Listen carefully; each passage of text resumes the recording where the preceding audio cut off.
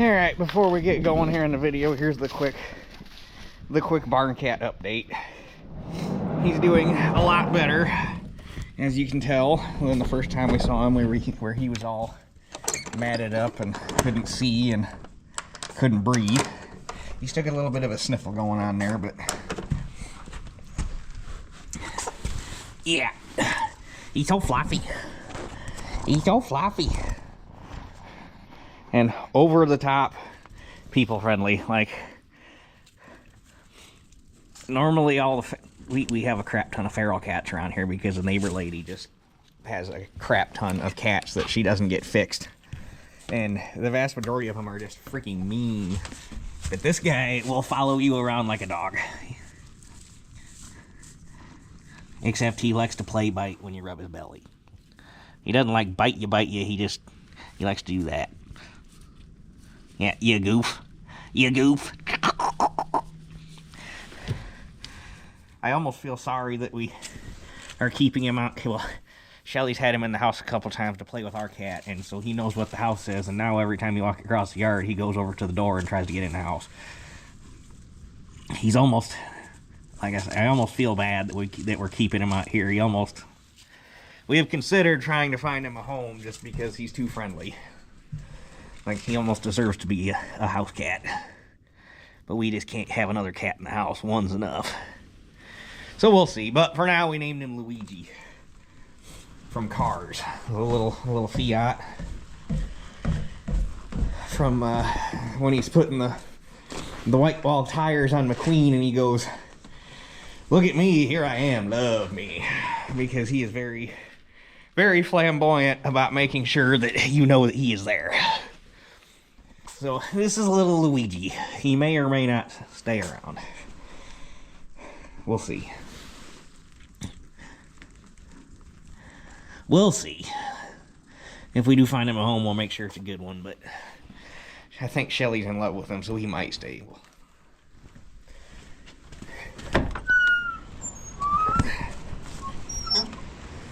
So anyhow, we're gonna go start shelling corn. A little later in the day than what I would like to have got started, but I went to, well, this morning I had to empty my truck. Elevator opened at 9. I had to put fuel in it, so I was like, okay, give me plenty of time. I left the house at 7:45 this morning. So I go to the gas station, put fuel in the truck, figured I'd give me plenty of time. Got down there at 10 after 8, and apparently everybody else had the same idea I did, and I was like the 15th truck in line already. We were backed out on the road. So it took me an hour to get through the elevator this morning.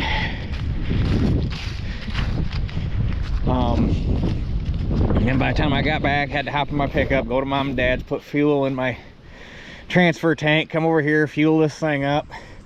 Got it greased, cleaned the windows. I had to, this hinge, I need to do some work to this whole side tin because it's had a catastrophic failure at some point in its life. You can see it got crunched pretty bad right here, and it had ripped this hinge off, and this one's hurting.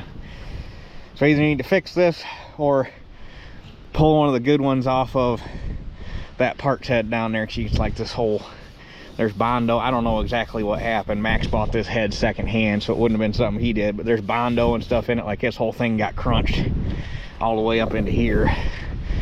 So fix it, replace it, one or the other. I just need to do something with it, but I had to drill some holes, pull some bolts in that to keep it from falling off. Oh, need to, before I get over there, I need to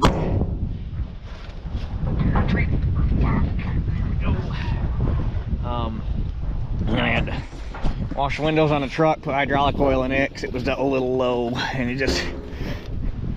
it's amazing how much time all that little piddly maintenance stuff burns up. Now it's, by the time I got done with all that, it was 12:06. I was like, screw it, I might as well eat something real quick. So I ate something. Now it's about 12:30, and we're gonna get going.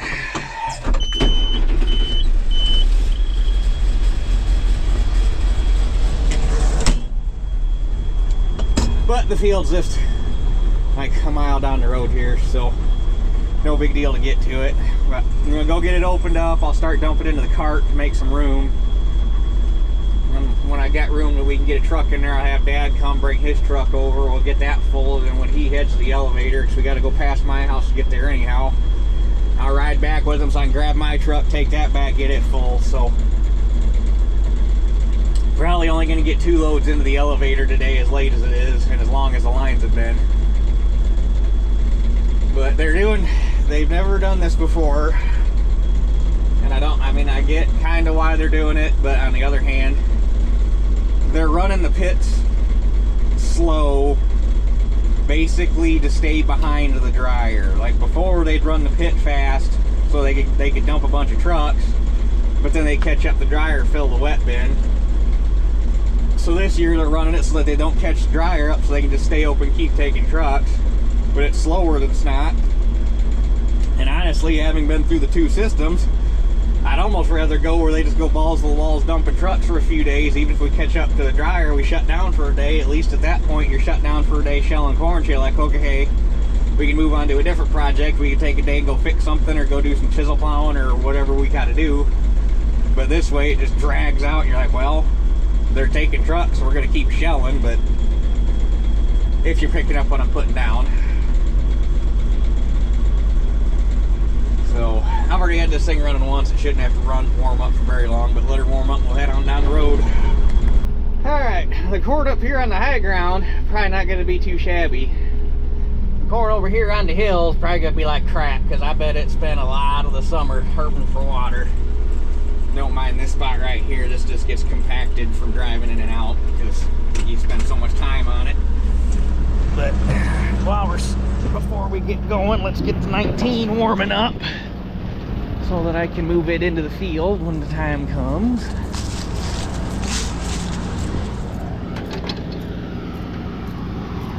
Should be good on oil. Yep.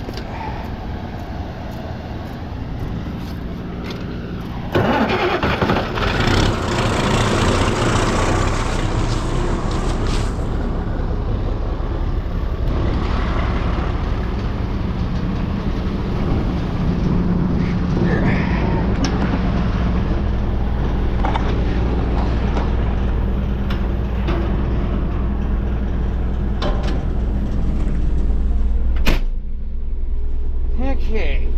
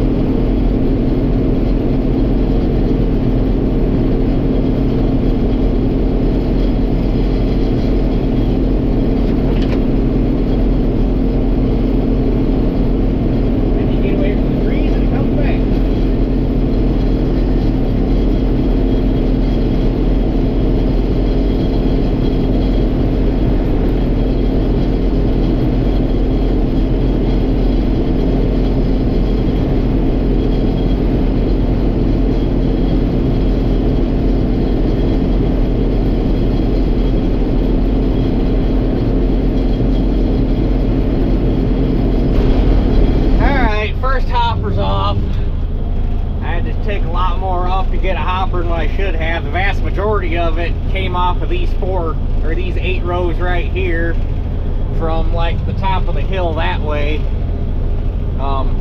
This corn up here probably running somewhere between 180 and 190, judging by the way it's coming into the hopper. The minute you crest over the hill, not so much. And then that back corner hill over there that never does anything. So, but yeah, this back here is going to greatly reduce the overall average of this field, which sucks. But is what it is. Hills and drought years don't mix. This was worth getting out and looking at real quick. This is some sort of weird stress reaction. So a lot of this corn over here on this hillside put the ear on the tassel, which, I mean, I have seen this before. It's not uncommon for that to happen. You'll get a mutant every once in a while in a field that'll do that, and I can't remember the syndrome that causes that, but I've never seen it this widespread throughout a chunk of a field. Like there, all this. There's no ear down on the stalk, it's all on the tassel. That's got to be some sort of reaction to the drought stress, which anybody that knows their history of corn breeding would know that teosinte, the parent of the corn that we know of today as field corn from Central America, it originally, the ear on that was up on the tip of the stalk. So it's in corn's genealogy way back that the ear would be up there. But it's just, like I say, this is some sort of weird drought stress reaction or something, because it's only down here. Weird.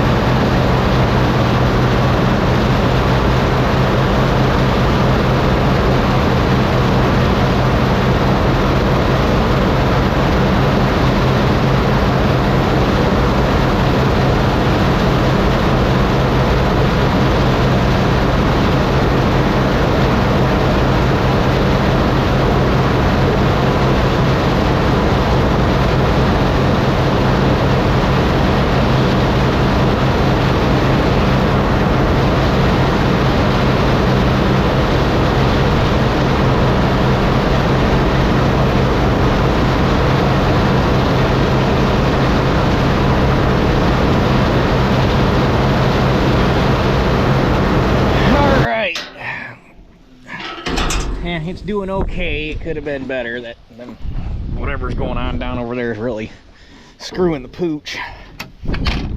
Where I wish I had a yield monitor, because the corn that's up here is spectacular. I mean, it's a solid stream running out of the auger once you get up on top of this hill. This stuff up here, despite it being looking kind of short, is actually damn good corn. And then you get over there and it's like, bleh. But Dad just got back with his truck. He took off with mine. Mine's loaded, obviously. And I was already topping the cart off when he got here, so I just finished topping the cart off, and now we'll put that in his truck. And I can run this down. I need about 6 loads to make 150 bushel. It's going to be close. We might get it, but I don't know if I'll pull 3 more loads off of this or not. Be neat if I could, but I don't have very high hopes.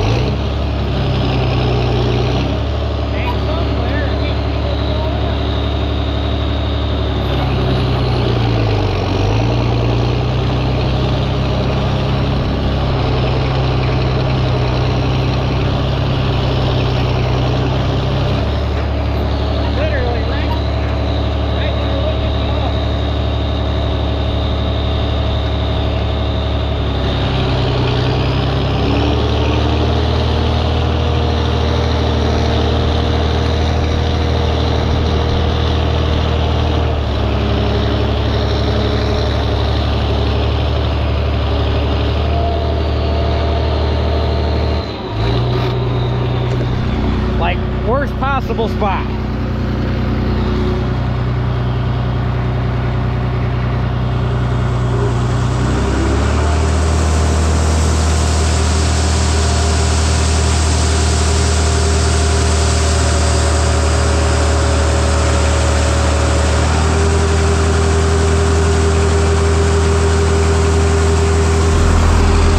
And we're back. Dad had to take his truck home. Luckily I did it the way I did it.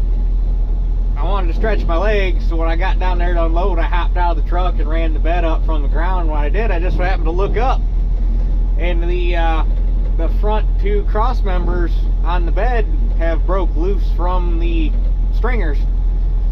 So he's gonna go home and get that taken care of.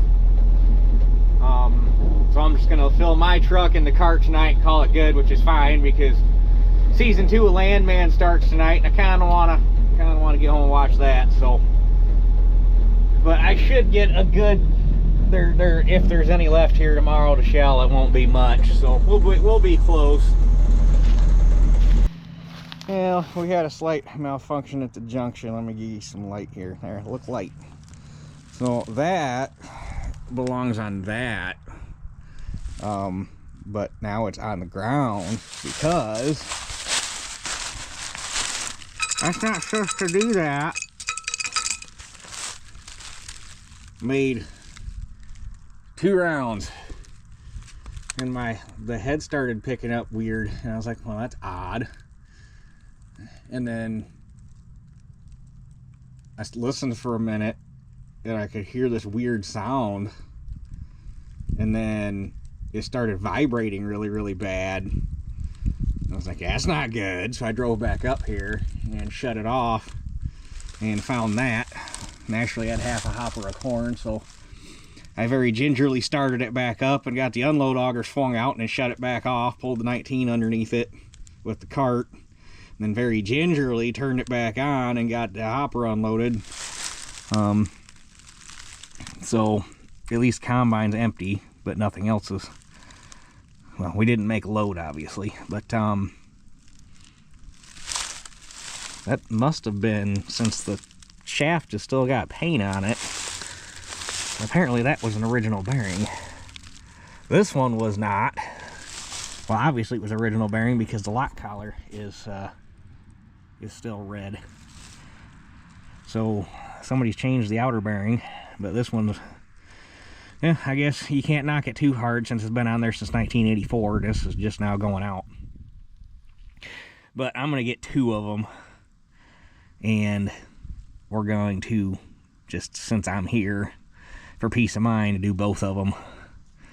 So I took tomorrow off of work so I could chase parts. They're just a standard flange bearing. It didn't run long enough. I don't think I hurt the flange. Yeah, that flange is fine. So it didn't hurt the flange, which is good. So I just got to find a bearing or two. So tomorrow, that's going to be tomorrow morning. First thing, that's going to be the project. So, but get that back together. I got like an hour and a half of shelling out here, and then we might as well move on to my uncle's and start on that before the rain Tuesday. So yeah, we'll catch you guys in the morning to do some fixing, I guess. All right, we're almost back together, and I realized I probably need to video at least part of this. New bearings. Luckily they're just standard. I mean, there's no bearing on this thing that I know of that isn't just a standard off-the-shelf bearing. So local bearing warehouse had 2 of them sitting on the shelf, and I'm sure I could have went up to John Deere or New Holland or anywhere.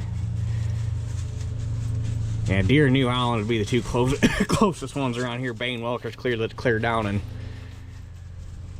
it'd either be Plymouth or La Crosse, and it's probably 6 one way, half a dozen to the other. Which one's closer?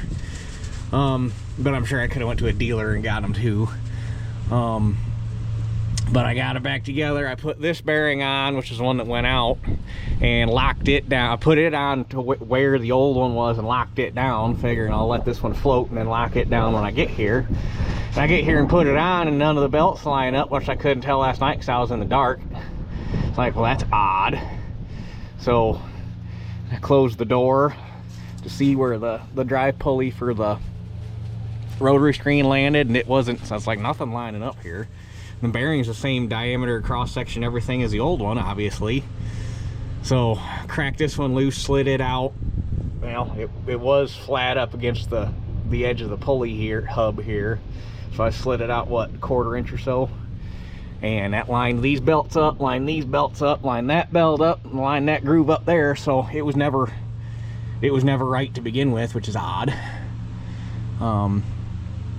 But now everything, I just got to finish tightening up belts. Both bearings are locked in.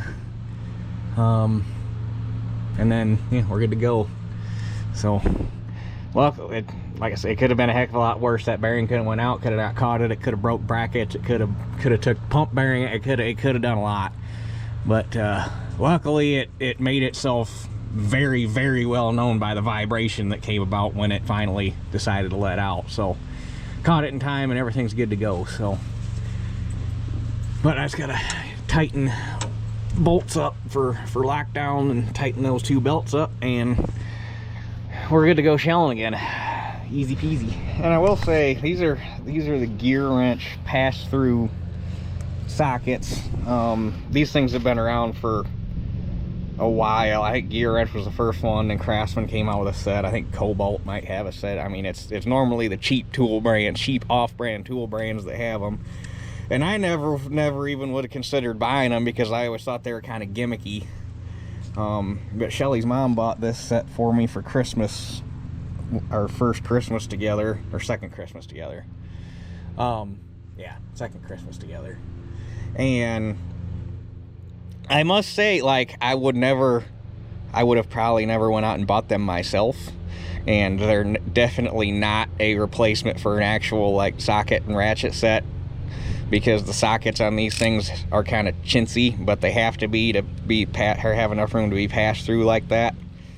But I must say, as far as like a ratchet set to keep in a truck and not have to carry around a full set of deep well, shallow well, metric, blah blah blah, all, you know, everything you need to cover all your bases. Obviously this only goes up to 3/4 because you've only got enough room for a 1/2 inch to get a 1/2 inch stud through there, or whatever the equivalent metric would be. But it's just a handy carry in the truck, grab it when you need it type thing. They are actually fairly handy. Like I say, because the sockets are so chintzy, I think they're, if you really started horsing on them and using them a lot, you'd probably break the sockets. And the retention in them is kind of hokey. But for a cheap socket set, they're really handy. I would recommend to anybody looking to carry a wrench set in their truck, or a socket set in their truck, buy a set of these. They're useful.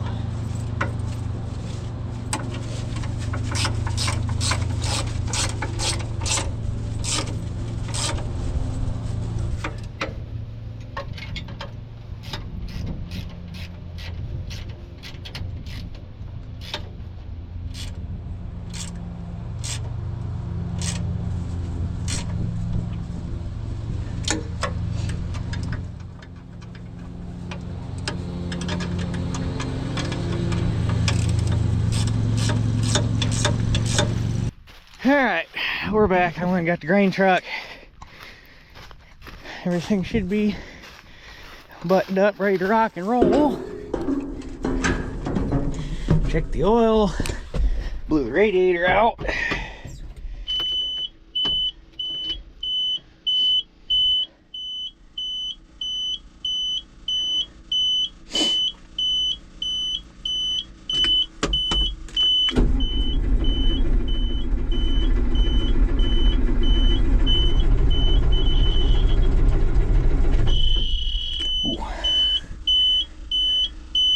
She is not happy. It's plenty warm out. Well, it's warmish out right now, but it got pretty cold overnight. We had a frost.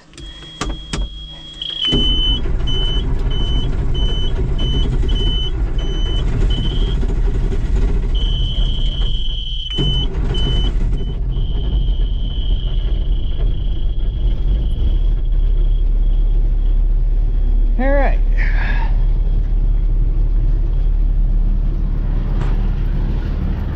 Get this out of here because I left it last night. And I got a chance to add up how the last two fields ran. That the deer patch, that 4-acre piece from the last video, that one ran 101. Big numbers here. And then the one before that up north actually ran a lot better than I thought. I figured as long as it was taking me to go around and make a hopper, I figured there was no way it was gonna be much over 150. It made 168.5. So for sand ground that didn't get any rain in a dry year, I will take that. And grain quality was excellent, which the test weight definitely helped the bushels, because the higher the test weight, the more bushels you have by weight out of the same amount of volume. So if it would have been like 50, an average 58 point something pound test weight over the whole field, let's say you drop that down to a 54 pound test weight or something, it probably would have knocked at least 10 bushel off. So yeah, I do like that hybrid. But let her warm up for a bit and then we'll get after it. Shouldn't take long to get this field done. I don't think I have enough space to get it done. I'll still probably need the other truck, but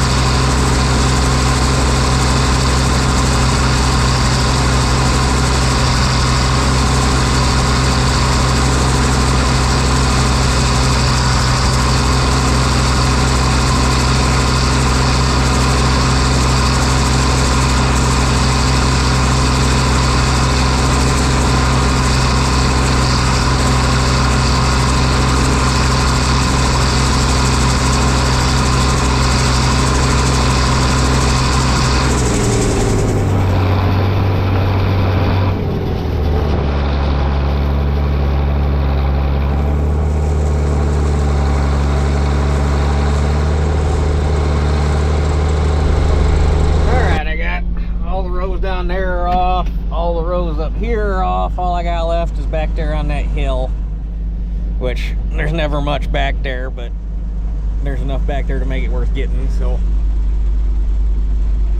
and I tell you what,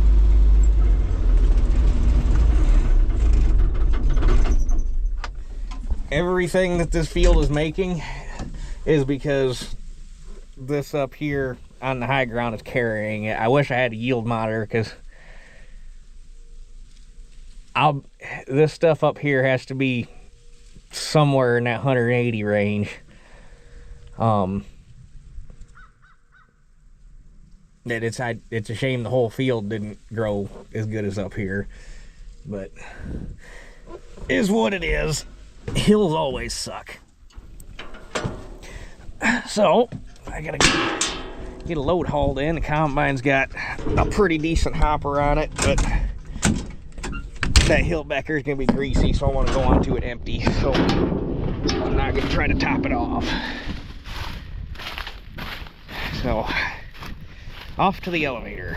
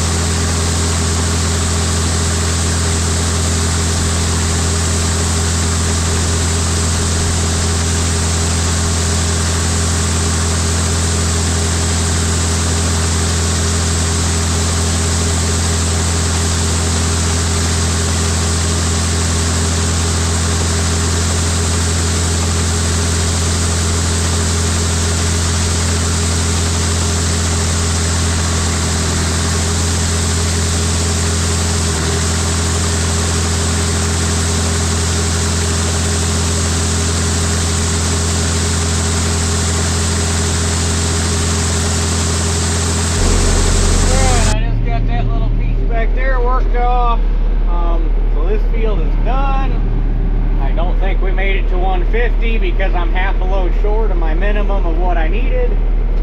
So hopefully at least somewhere in the 140s. Hopefully.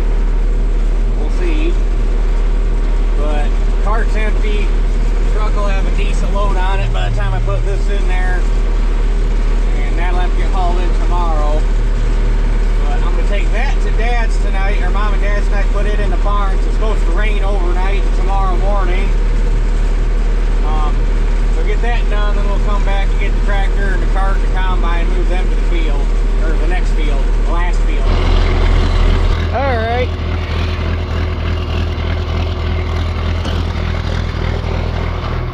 Time to get moved. I'm not going to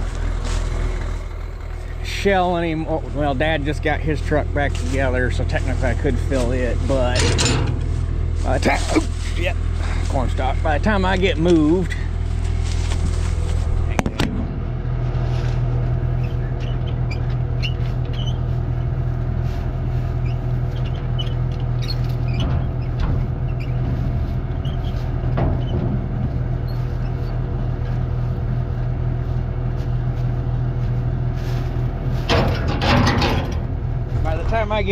it's just gonna be eh. And I don't want to put anything in the cart because they're not giving how much or how hard it's supposed to rain tonight, and I do not trust that. I don't trust that tarp to keep a heavy dew out, let alone any amount of rain. So we'll just get where we gotta go, then we'll be set up to get going once this rain passes.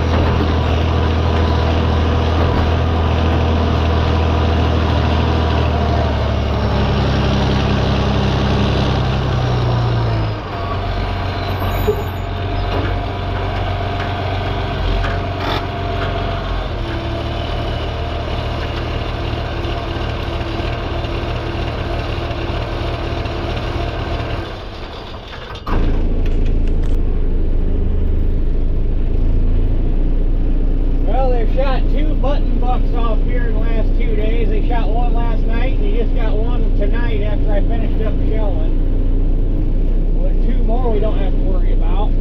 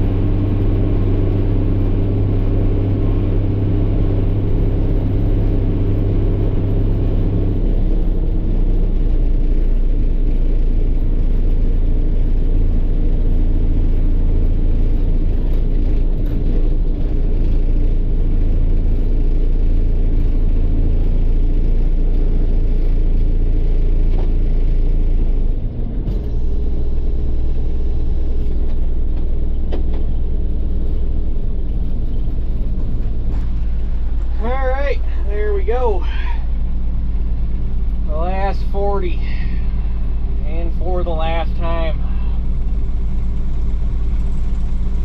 The one farm I wanted to get on more than anything, and it got sold before I even knew it was for sale. That's why you don't work with family. But anyhow, I'm expecting some pretty decent corn off this field. It looked pretty good all summer. I don't know how bad the deer have been in the back, because there's like a herd of 20, 25 of them that float around back there. But the front, anyhow, should be some pretty dang good corn. So when we get through this little rain event here, we'll come out here and have at it, and hopefully, maybe, possibly, it's obviously going to take a little bit, but hopefully be done by Sunday.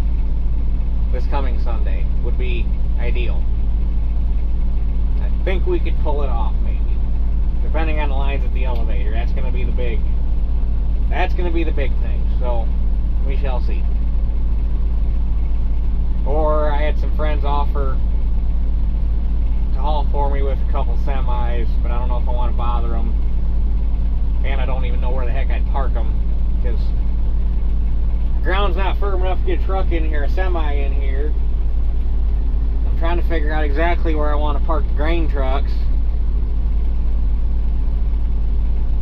but I have to assess that situation in the daylight, because I don't know what it looks like up by the house anymore, because I haven't been. Wait till you guys see what this place looks like. I hate it. I mean, I like that everything's cleaned up. Oh, hey, it's starting to rain. Anyway, you guys will see it in the daylight. So, yep, it is. We did this just in time. It is starting to rain. All right, well, that's it for this one. We'll catch you guys on the next one.